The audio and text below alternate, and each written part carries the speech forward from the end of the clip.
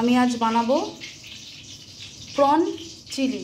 তার জন্য চিংড়ি মাছগুলোকে ভালো করে ধুয়ে পরিষ্কার করে নেওয়ার পরে নুন ও হলুদ লাগানো রয়েছে। এর মধ্যে আমি আদা রসুন বাটা 1 চামচ দিয়ে দিলাম, 2 চামচ ময়দা, 2 চামচ কর্নফ্লাওয়ার,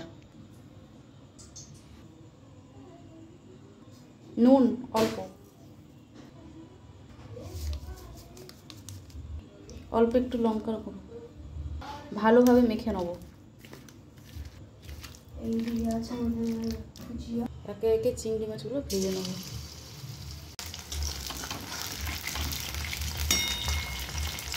ভালোভাবে ভাজা হয়ে গেছে, এবার আমি তুলে নেব।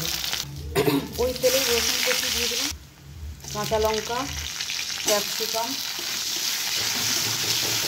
পেঁয়াজগুলো দিয়ে দেবো, টমেটো সস, এরপর দেবো গ্রিন চিলি সস,